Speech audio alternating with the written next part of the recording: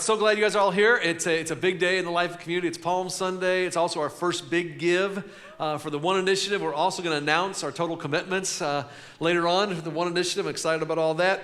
But I'll tell you what, here's where I want to begin. I want to begin with a little bit of an experiment. Can we do that? A little bit of an experiment, kind of a group exercise. In a moment, what I'm going to do, I'm going to ask all of you to stand up and change seats. Now, this might seem like a little bit of an inconvenience, but I want you to experience something. So here's kind of the guidelines. I want you to pick a new seat, and you can't be sitting by anybody you came with. And you can't be sitting by anybody you're currently sitting by. You need to find someone you don't really know. In fact, someone who's kind of like is a stranger to you, all right? Now, I'll make a couple exceptions. Exceptions with this. If you're here for the very first time, we don't want to totally scare you off. Okay, so you don't have to do this. If you're holding a baby, we'll make you exempt, okay?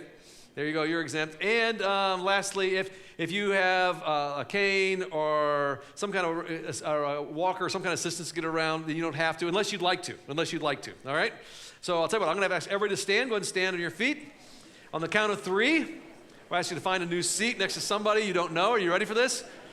1, 2, I'm just kidding. We're not really going to do this. Go ahead. There's like 4 extroverts in the room going, yes, this is awesome. I'm going to make new friends.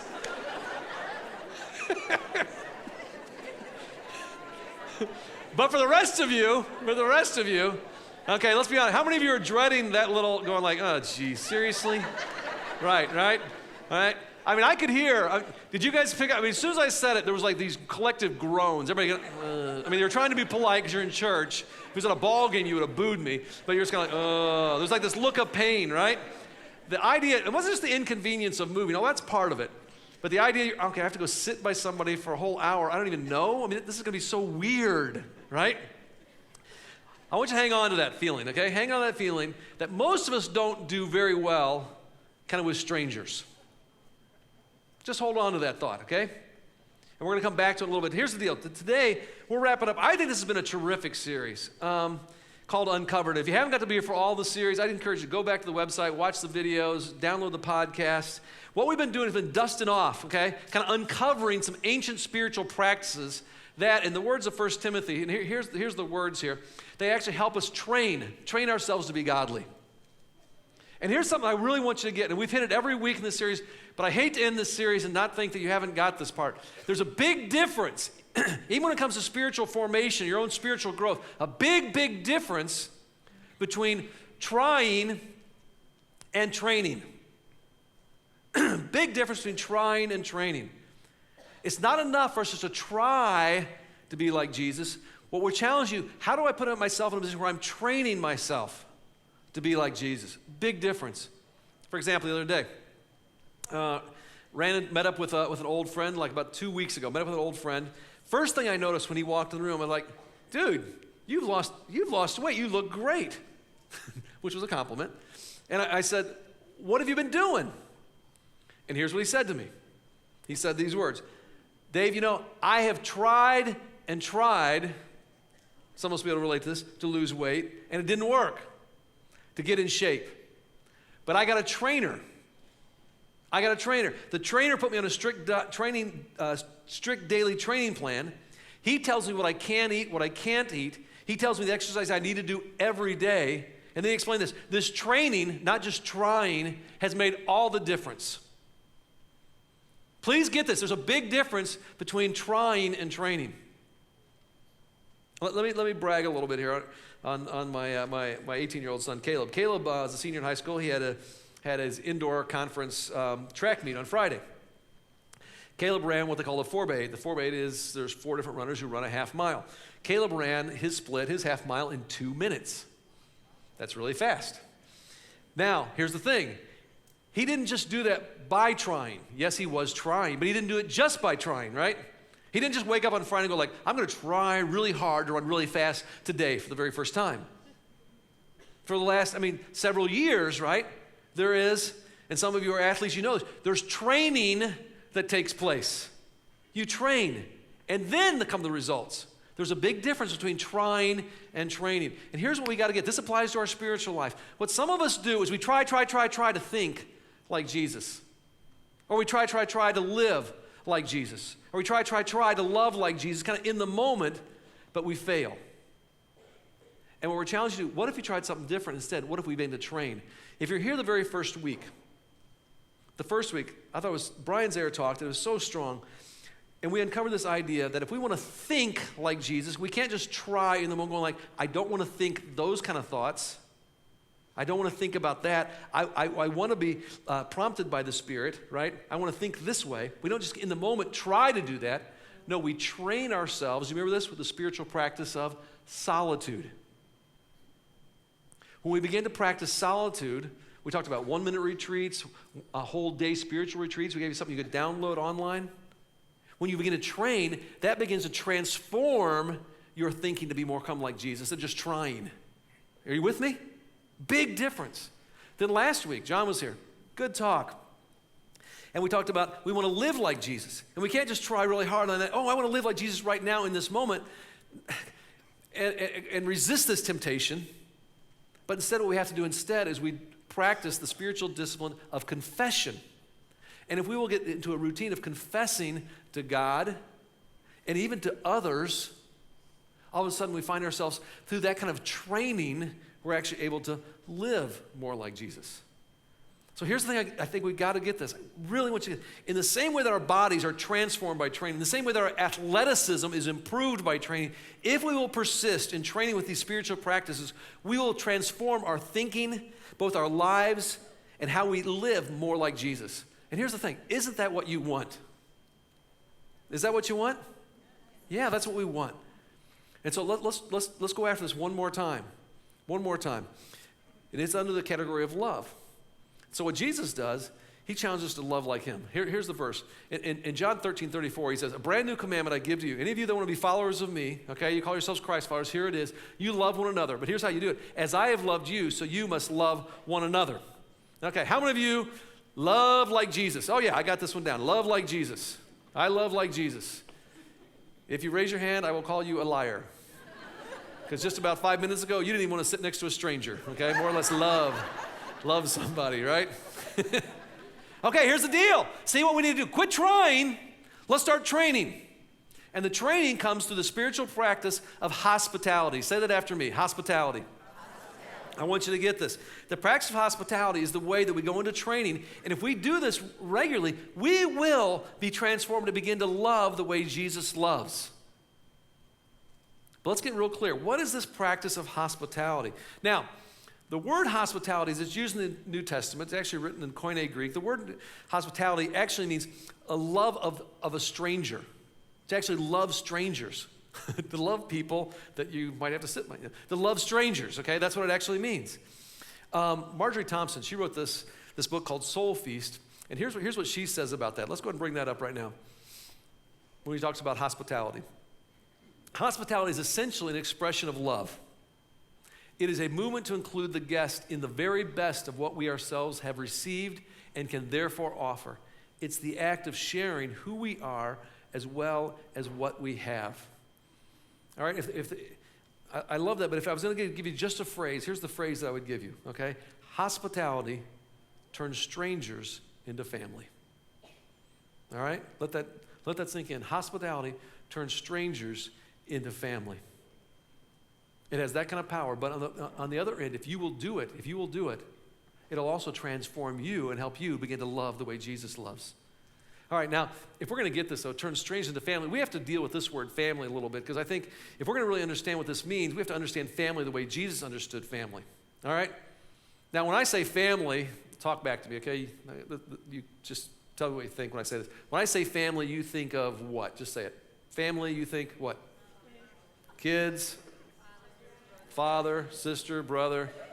Okay, that's right. As Americans, Western culture, Western mindset, when we think family, we think of the nuclear family, right? We think of that, and it's kind of like this, there's like me and mine, and it's kind of like the next little layer of me and mine, my kids, my wife, my family, me and mine, that's just right there, right? How many of you have heard someone even talk about their priorities? They'll say, God's first, family second, others third. How many have heard that? Right? It's almost like, I'm sure that's in the Bible somewhere, right? Where did we get that? Where did we get that? Did Jesus teach that? Or is it possible maybe out of our it's just kind of an extension of the individualism that has saturated the Western kind of mindset? Maybe it's really kind of an extension of kind of me and mine. Let's look at how Jesus actually defines family. It's interesting. It comes out in this story in Matthew, the Gospel of Matthew. And here's what he says. While Jesus is talking to this crowd, his mom and his brother stood outside wanting to speak to him. Someone told Jesus, hey, your mom and your brother are standing outside wanting to speak to you. Here's what Jesus says. He takes this opportunity to make a point. Who's my mom? Who's my brother? And then he points to his disciples. These are people in his small group. Okay, people in his small group. And he says this. Here's my mother. He's pointing to them. Here's my brothers. And then he adds this. Whoever does the will of my Father in heaven is my brother and sister and my mother. You see what Jesus is saying?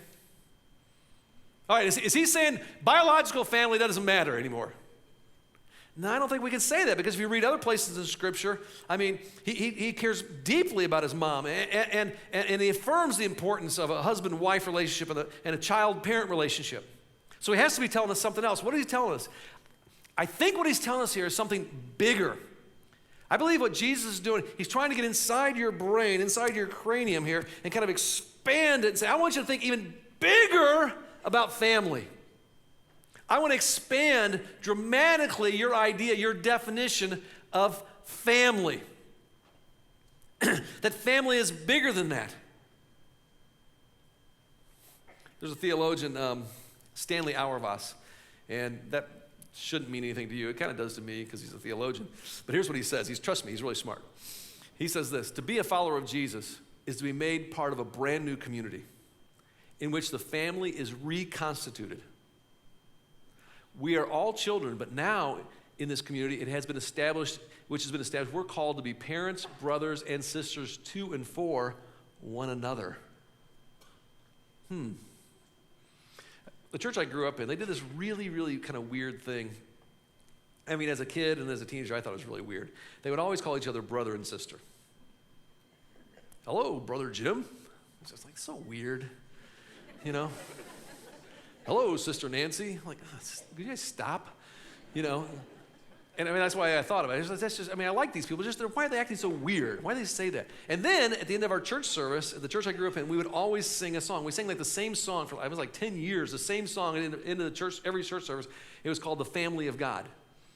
Now, excuse me, but here's how it goes. It goes, for I'm part of the family of God. It kind of, I don't know, felt like you needed like a beer or a Stein or something. But trust me, there was no beer, no Stein in this church, okay?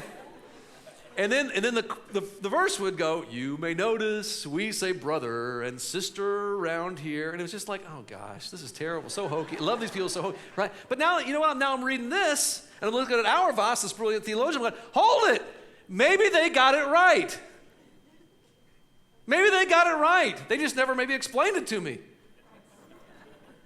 That's what we are. We're brothers and sisters. This is family. Do me a favor. Turn to someone near you, and appropriately you can express it. Hello, brother. Hello, sister. Just do that right now. Hello, brother. Hello, sister.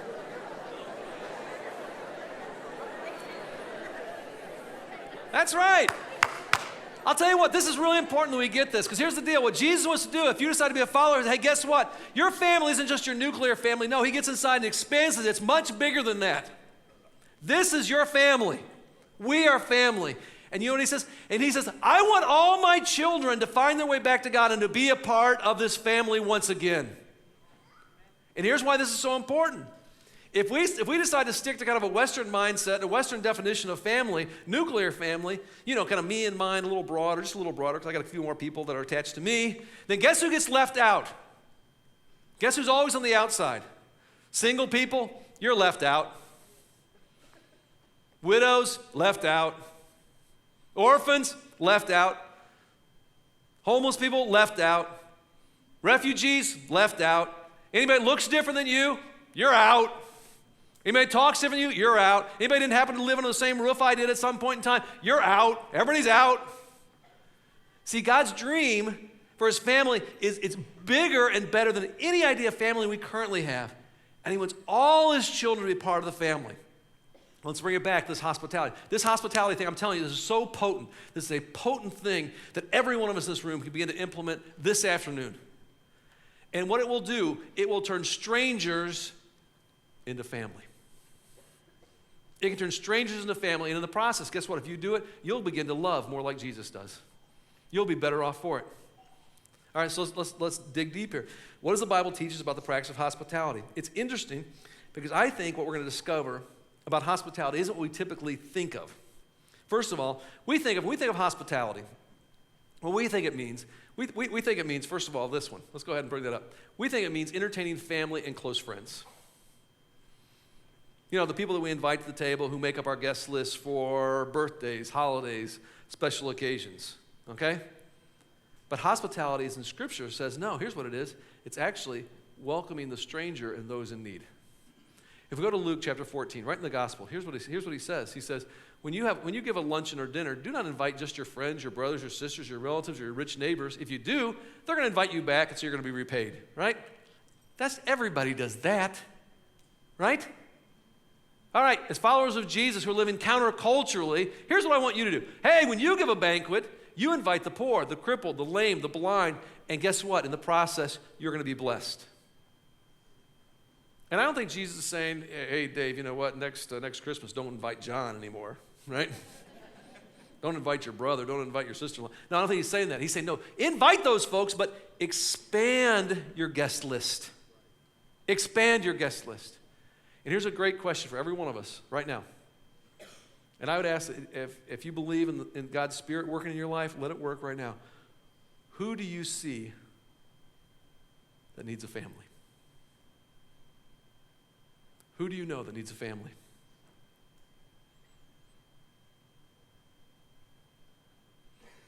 One of the things that we do when we write our talks, okay? One of the things we do when we write our talks, we write them as a team. We have just a firm belief that a group of people together is a lot smarter than one person all on their own. And the point person on our teaching team is Tammy Melching. Tammy, she spoke here a couple months ago. And Tammy was a contributor on this talk, and she's actually speaking, I think, at our Yorkville campus today. And she was brutally honest in some of the stuff she wrote for this message. And I said, hey, you're not going to be here, but can I just share it? She says, sure. Here's what she said. I'm going to get a little vulnerable with you and speak on behalf of many people in our church that are just like me. Single. As a single adult who lives far away from my nuclear family, there's times when I really need a family. In particular, many of the lesser holidays, they can be lonely times for singles. I travel home for the biggies like Thanksgiving and Christmas, but I've spent many a Labor Day or a 4th of July alone.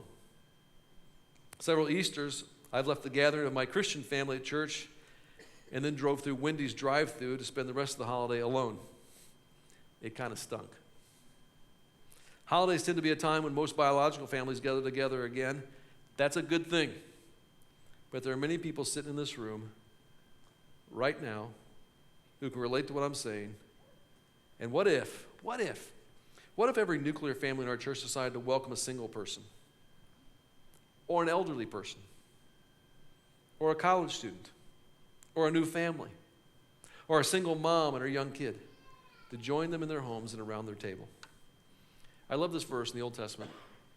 In Psalm 68, it's kind of like it grabs our whole big idea for today. Look at this. Here's what God wants to do. God sets the lonely in families, but he uses us.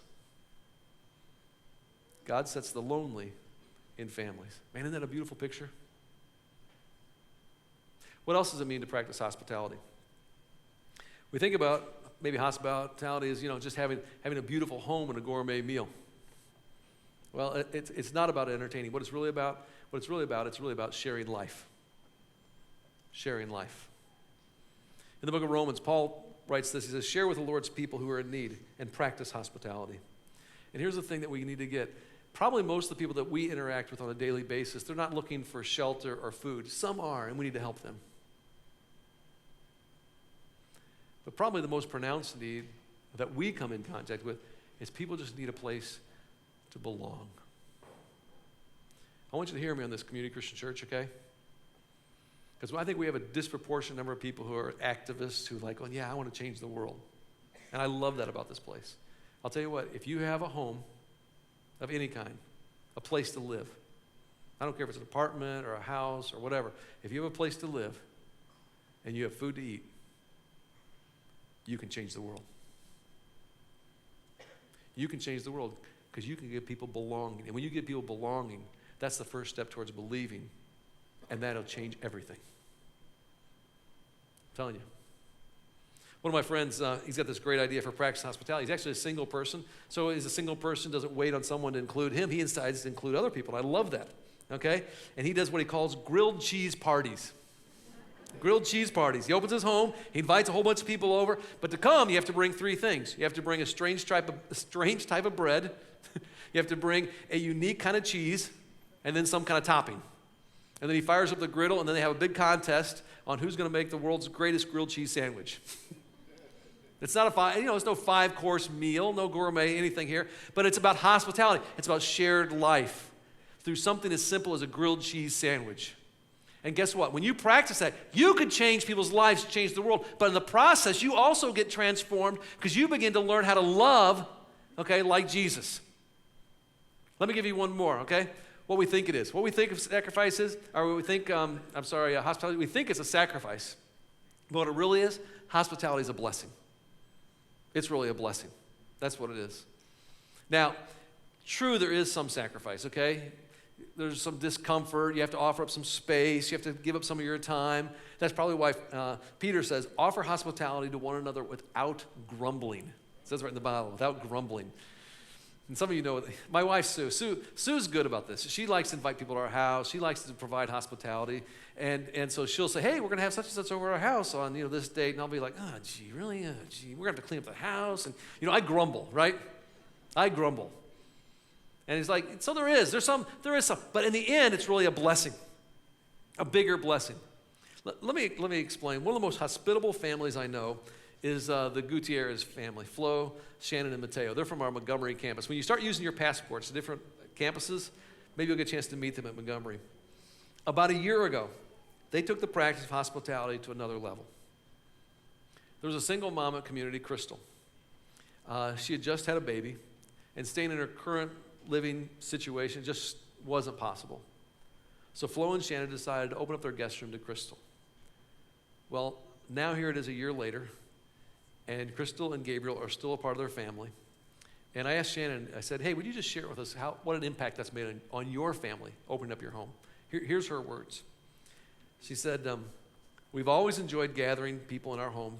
So when we were in the market for a new house, even though it was only 3 of us, we wanted something that was good for small groups and also something that had 4 bedrooms. We took on this big house with lots of renovations. Flo and I talked about how this house was such a blessing, and we really saw it as a gift from God. We wanted to be open to how God would use it, so when the opportunity came to offer our place for Crystal and Gabriel, we really didn't think twice about it. See, I grew up in a family where we always had different people living with us, single moms, refugee kids, you name it. So this was not foreign to me. I just didn't realize what a blessing, though, this would be to our family. Our son Mateo just turned 8, and for many years he's asked for a baby brother or baby sister. He loves babies, he loves little kids, and so we asked him how he felt about Crystal and Gabriel staying with us. He was thrilled. That's pretty cute, isn't it? He has loved having baby Gabriel at our house, and he counts both Crystal and Gabe as family. I am thankful that this experience has impacted our family and our son in such an incredible way. Hebrews, it says this. Hey, keep on loving one another as brothers and sisters. Keep on doing that. And don't forget to show hospitality to strangers, those outside the family. For by doing so, some people have shown hospitality to angels without knowing it. Now, I don't know if little Gabriel's an angel or not. That's kind of interesting that his name's Gabriel, isn't it? Maybe an angel. All right, here's a challenge, people. All right? I want to give you a real clear challenge on this one. This week, next Sunday, we're going to be celebrating Easter as a church family. And as we begin this week, I want you to pay attention to the people around you and ask this question. Who do you see that needs a family? Who do you see that needs a family? Who's the stranger? And I want you to invite them next Easter to spend next Easter with you. And I'll give you 2 challenges. One is if you want, you can grab an invite on the way out. We got a whole bunch of those still out there. You can grab an invite on the way out. Invite them to join you at church on Sunday, okay, to be a part of this church family. Just say, hey, why don't you come to church with me? And then if you're having a meal, find a way to set one more plate or 2 more plates for them. Or if you're going out, go out. Or if you didn't have any plans, make plans and then do it together. Whatever. It doesn't have to be extravagant, whatever it is. It might be somebody you already know. It might be an acquaintance. It might be someone. Maybe it's somebody even sitting in this room. And here's what I want you to think back. Think back where we started. We started this talk with that frightful proposition of you having to sit next to someone you don't know, a stranger.